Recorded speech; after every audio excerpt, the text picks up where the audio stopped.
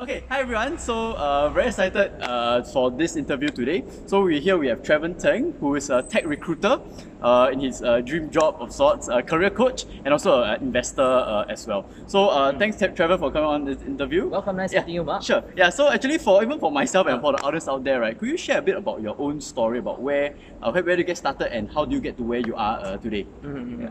I mean, just to share some interesting facts as well, personally, I graduated from NUS in a project and facilities management, and that itself is in the building construction industry. Okay. So, and my first job was actually in recruitment for financial services industry. So that is like a big change, because I actually wanted to be in a job whereby I can interact more with people, soft skills. That's the things that I actually like more. Okay. So that's how I actually had a switch in terms of my building construction to recruitment, which is a HR and it's a sales role for a recruitment consultant, and also in banking. So that's how I got myself into this industry, kind of like by chance. But it's really what I like because of the soft skill. Yeah. And I gone through that period of like, doubting myself because the switch, and in fact I give myself a chance like 1 year. If I can't make it for this 1 year, maybe I will go back with my degree. Hey, let's go back to building construction industry because my cert actually allows me to work in that industry.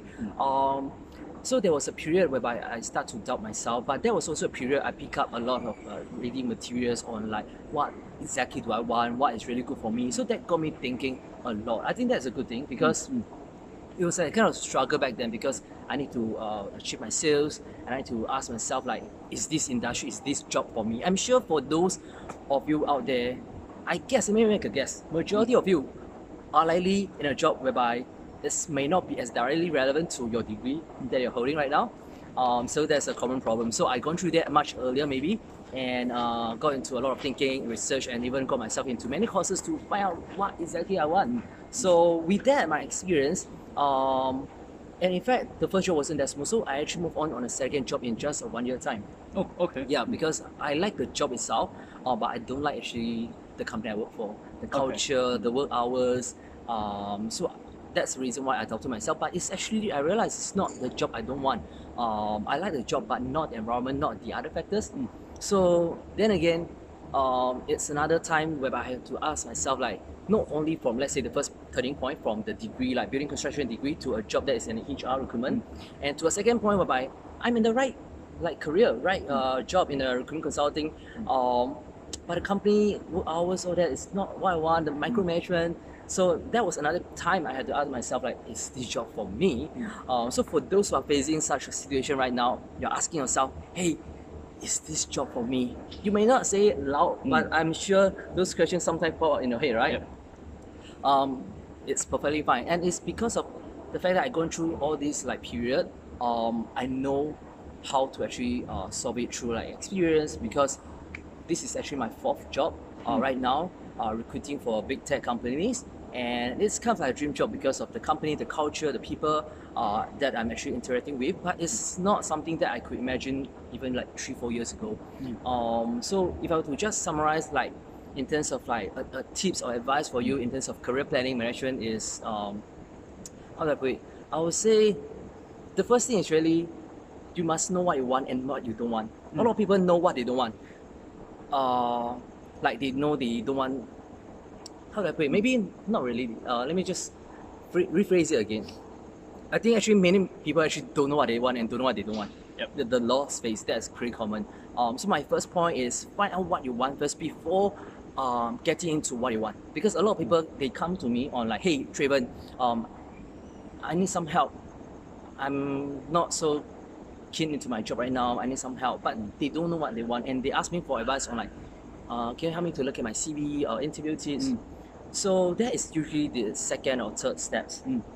Yeah, so my first point in terms of career planning management is really about finding out what you want, what you don't want, and finding out more about yourself first. Then it's much easier for you to plan your career to actually take a few more steps further. Okay. Yeah. So I think there was a lot of goodies in the whatever you shared, your story you shared. I think the first one that I caught on was when you shared about giving yourself a deadline to switch out of the construction and the building space to the tech recruiter space. So can we share a bit in your mind, right? Like what were your thoughts? Like were you afraid? What were your considerations? And what was the key reasons that pushed you to say, okay, I'm going to take the risk and jump onto the to take on the new role? I would say the big difference is I constantly ask myself such questions like, am I in the right job? What exactly do I want? Constantly reviewing rather than I give myself like 2-3 years and then only ask myself those questions. Basically, I do more review more frequently than my peers because I realize a lot of my peers, they are in a job where like, oh, it's my first job. I don't really like it, but hey, it's okay. Let's stay for 3 years and let's see how. And then they're stuck because when they have that 3 years of experience in that industry itself, more than likely they'll be getting calls from recruiters for that jobs in the similar companies like industry. So never get stuck, never lock yourself for too long. So what happened back then was like I constantly ask myself almost on a daily or weekly basis that which part of the job I like the most, which part of the job I may not like it as much, and how can I actually get better in terms of like progression eventually. So it doesn't mean you have to really quit your job or actively looking out for jobs, but really it's about actively asking yourself, evaluating where you are right now in your career. That matters more than about quitting right now or all these things. So the big difference I made back then was about constantly reviewing the status I am and then evaluating and then taking steps forward. Okay, yeah. So I think that was great. Like really reviewing about what you really want and then taking your steps. Especially in your early career, because as someone from building construction industry, I would tell you that the foundation is very important. So foundation is the part whereby a lot of work has to be done, a lot of investment has to be done, but no one actually sees it because that is beneath the ground. So, but that is the most important part of any building, any structure out there. So I would advise you to spend more time on the foundation, because whatever changes you want to make to the building facade and design, it'll be much easier when you have the strong foundation. And as long as, in my opinion, in your first 5-10 years of career, that to me is still foundation, because whether you want to be an investor or anything, the first 5-10 years, that is the foundation. Okay, yeah. So I think really like building a foundation, because at least from my experience, when I speak to some of my friends and my networks, usually they've worked for about 2 to 3 years, but then a lot of them are very afraid to make the jump. And also a lot of them are, for example, in the big four space where it's very technical. So some of them actually have this concern that if I'm which is more important? Should I focus on the first 10 years, like the technical areas or the general like soft skills? Okay. Yeah. I would say that that's a very good question, by the way. The technical part, I would say naturally you will come to improve it on a day-to-day basis because your colleagues, your boss are there to help you. But my point is never forget the importance of this employability. Because a lot of people are focusing on their strength in terms of technical aspects, such as whether you're an engineer, you focus on engineering domain knowledge, or accounting, or law, or business, different aspect, right? That is your domain, that's one thing. But never forget that employability, such as knowing what are the job markets like, how to brand yourself, how to position yourself, how to actually write an impressive CV that makes you actually getting calls like crazy, and then how to actually attend interviews. There are actually a lot of strategies and tips for you to stand out from the rest of your peers. And let me ask you, do you realize that a lot of people who stand out in their job may not be the best in their work, but somehow they actually got promoted faster and making more than their peers? Doesn't mean they are the smartest in the room. Do you know what makes a difference? It's actually they have the skills to stand out. They have the employability skills to make more than their peers. They know how this game works. A bit of personal branding, how they can market themselves. There's no point just to be the best, but you're just sitting at the desk doing your things and no one really noticing it. So especially in, I would say, current era, personal branding at your workplace is very important. This is how we call it like marketing, right? To sell ourselves. So you definitely have to. So it's a balance of both core skill, technical aspect, as well as the soft skill, like the employability skill, that really a good factor. It's just that too many people miss out the employability part. So for sure, so I think like what Traven said, like the technical part is important, but of course you need to keep honing on your soft skills, how you brand yourself, because that's also as equally important if you want to keep moving up or to even get your pay rise. Of course, to the extent or like every day you have to ask yourself, no. I would say at least once a quarter or every 6 months or so, time to just set aside 1-2 hours, ask yourself where are you right now in terms of your career status, and then that's when you review, either to engage a career coach or just find out books on career management and then ask yourself those questions. That works well as well.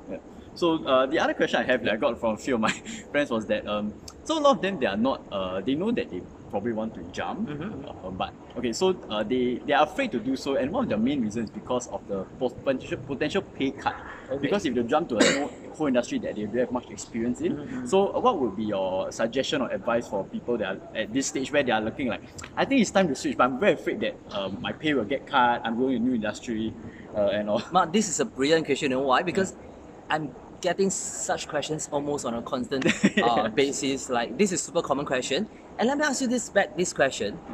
If you are actually driving a car on a very good speed, high speed, and if you are making a turns to, let's say, turn left to a shopping mall, to an attraction, do you need to slow down? Yep. And before you maybe actually accelerate again? Yes, you do. Yeah. Isn't it similar in the career aspect? I'm sure for making any change, whether it's in your career or in driving a car, you definitely have to slow down to actually make a turn, and then before you accelerate again. To me, it's more important to be on the right path than to be fast on a wrong track. Do you need me to repeat this? I think this is super important, that a lot of people just got distracted by all the noises out there and then trying to be fast on everything, and then excited, but they are on the wrong path. Hey, that's the worst thing you can happen, you know. So taking a pay cut, all these things is not a must, but potentially, of course, if you're making a change, yes, quite likely that you will suffer so-called a pay cut, but that doesn't mean anything. Doesn't mean you can't make so much more years later as well. And I can even share with you my personal story. Frankly speaking, with my degree from NUS, I could easily get at least a 2.8k to 3k kind of a pay at the start, right, as a fresh grad. And guess what was my first pay? It was only 2.5k. Hello. I mean, but it's fine, because I know that I would rather pick up the right skill that I want, and I don't mind suffer so-called a pay cut than my peers. I know that it's a job that I can actually make commissions as long as I work hard into it. And I know that soft skill to me is much more important. So yeah, it's fine. My peers are getting so much more than me in my first job for maybe a few months, maybe 1 year. Guess what? I mean, years later, it's not a guarantee, but I think as long as you work hard in the area that you actually choose to do, I'm sure you'll pick up skills that's good for you, and eventually you'll be making so much more than your peers, which I'm glad that I think I'm pretty good right now. Yeah, so I think for sure, like probably short term you might take a pay as with a pay cut. And that's a might, it's not a must. Never think that you will definitely sacrifice or pay cut, sacrifice money aspect to for a job you love. And so it's just like, but I do agree with you that certain jobs, certain industry really doesn't pay as well. For example, like social worker, or if you really want to be a volunteer, that doesn't pay as well. I mean, volunteer, and if you want to work in South Africa, certain countries just doesn't pay well. That's market. But you must measure that income doesn't just come in the monetary salary aspect. To me, what you're getting in terms of satisfaction, everything is part of the package. No point getting 10k a month, but you're not happy with it. So a good balance is definitely important. And then if you are talking about saying, oh, I make a switch, then let's say I'm from engineering, I want to go into finance, definitely you will suffer a pay cut because you are less qualified than the peers in the finance industry. But it's fine. That's when you actually take a pay cut to go in, get yourself in, get a ticket in. From there, with your hungriness, with your actual enthusiasm, you should actually pick up things much faster and then be more enthusiastic. Basically, you should be able to actually make more eventually. That to me is more important in the long run. Short term, there are strategies for you to actually also stand out, but I'm sure long term wise, you can definitely do better and make more. Okay, yeah. Well, I think that's brilliant sharing for a lot of my friends and people out there. So I think then the other question is, because you said, besides giving yourself a deadline, right? After you started reading up on resources and all to help to like decide where you want, what sort of resources might you like recommend or suggest to some of the people? Simple, easy. Nowadays, we are in 2019 nowadays, and whether you are looking for attractions, where to go in Australia, in whichever country, what food to eat, what do? You Google. Hello, that's the same thing. Same thing. How I get my resources? Just Google for resources. There's even free ebooks, for those pretty good book that's quite expensive in a bookstore. Like what's the color of your parachute? That is like a Bible in this career management. And there are many more videos out there totally free. And by the way, I do provide free videos on my YouTube channel as well. It's totally free. But sometimes I realize there are free resources out there, but people may not take it seriously. That's the point. As long as you actually want to make a change, want to really improve, want to really master this career management, free resources is one thing. There are plenty, but why not pay for it? To me, that's like an investment as well. And frankly speaking, as an investor in the stocks market, all that, I must say, be good, be a master in your career management. You are truly an investor, because let's say, let me give you a simple illustration of like asset and liability. The asset is what brings you the cash flow, right? Yep. Agree or not? Marc, Yes. you are an investor. Yeah. So what is the asset? I mean, what is your largest asset right now? Regardless of what you're doing right now. You might have houses that give you some rental income, 2,000 every month. You might be getting some dividends from your stocks you own, right? But what is the greatest source of your cash flow every month? What is the greatest source of cash flow every month? It's your paycheck. Agree or not? Yep. And that, your job, your career itself is your largest asset. So if that's your largest asset, why not invest few hundreds to engage a career coach that helps you to speed up the process in terms of like getting positioned well, getting paid so much more than your peers? Isn't that all worth it? And even if you are saving, there are free resources, and I would advise you to actually spend some money, go for courses if you need to, attend workshops to improve your CV writing skill, interview skill, that make you really stand out. And that makes all the difference. And similarly, that's what I've done as well. Which will help you make a difference. Yeah. So really like invest in yourself. So a lot of people treat like all this like maybe as an expense, but actually my personal observation is the successful people, the high achieving people, they actually treat all these causes as an investment rather than an expense in themselves. Imagine you're investing few hundreds or even like few thousands, and you're getting few hundreds or thousands more every month. It's worth it. Yeah. So I think then moving on to now, because you also have a career coach yourself, right? So I'm sure you have quite a bit of students over the years. So at least from your experience, right? I'm sure you had different students coming in receiving the same information from yourself, but achieve different levels of results. Definitely. So in your opinion, right, what are some of the key things that the so-called the more successful students do that maybe the not so successful one do, at least in your own experience and observations? This applies to everything. It's about taking actions, right? I mean, I can give you the resources, I can tell you what to do, but it's still about the actions that the students actually done for themselves. Because I can teach you how to, let's say, gym and tell you what to do, but I can't do the gym for you. So basically, the students that do better, those who are getting a real job opportunities coming crazily to them and pay increment, all that, are the ones who take actions. And of course, they will face like roadblocks and challenges along the way, but then they'll just WhatsApp me and then, hey Traven, I need help, oh, what's your advice and what do you think? And they just ping me, ask me, so I just answer them, and that's how they progress. Okay, so I think not just taking action for which I got, it's actually they ask for help, which a lot of people don't do, because when they are quiet and they just so-called suffer and all, then they can't really take much action. Make friends with recruiters, make friends with career coaches if you know others.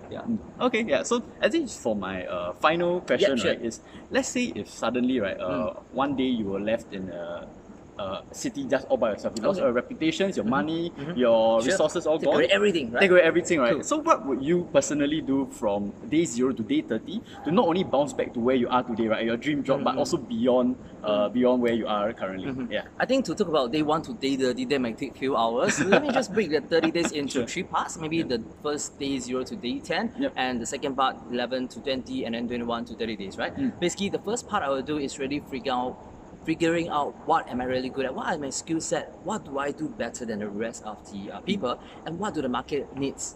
I'll find out all these facts, finding about my strength, my weakness, and the industry, the market itself. That I will spend probably 10 days on that. The second 10 days, I will then do probably more of like a marketing, personal branding, writing CV, doing the activities, doing the reach out, connecting, networking with people.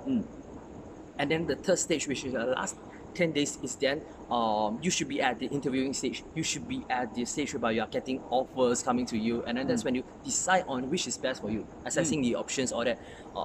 That will be the last part of what we'll be doing. And by the end of 30 days, I'm sure that you will easily have offers on hand, and the problem you might face is like which one's better, then that'll be a good problem. So I guess stage 1 is really more of a self-awareness. Self-awareness, also knowing what the market needs. Then stage 2 is really branding yourself, knowing how to write resumes, and also doing some strategy and reaching out. And then third one, then you get your interviews and of course to get the role. Wonderful. So those are great answers. And so I think just a final one before we end off, like where can my audience find you if you want to find out more and all? Just Google me, right? Traven Teng, TRAVNTENG. If you want to put some link, I have a Facebook page that's more like informal sharing of my personal, life stories or investing or anything that I find interesting. I'll just share on my personal Facebook page as well as Instagram. But if you want more exciting stuff, that would be on my Instagram stories. Everything exciting will appear. I mean, will disappear in just 24 hours. Oh, okay, Instagram stories. I do have mainly it's Facebook page, Facebook, and the Instagram. Okay. Or sure. LinkedIn, of course, Traven Tang. Just Google LinkedIn me. For sure, because the recruiter is definitely on that. Yeah. So anyway, just quick, because we wasn't planned. Actually, so I followed Traven on YouTube. I think about. Oh yeah, YouTube as well. I have quite a lot. Yeah, of a while back. I think more than a year ago. So he was really sharing so much about Disney and even recently companies like Alibaba and. If you just follow whatever he shared on YouTube, right, you don't have to go for calls. Actually, the stocks that he actually identified actually went straight up. So actually, that's an additional bonus. You're going to learn a bit more about. And I can even tell you what's coming next. I mean, Disney was already jumped up like 20% each or so. And I know there are some that's still undervalued. Okay, yeah. So so maybe I'll share it offline with you. Yeah, you want to keep a lookout. Yeah. So anyway, before we end, right, just want to share. I think we are going to probably collaborate to organize some sort of group coaching or group workshop. At least really just to help some of the people out there that are still not so sure about what they want to do in their career. So stay tuned for that, and if not, then thank you for watching, and we'll see you soon. See you then. Bye. All the best.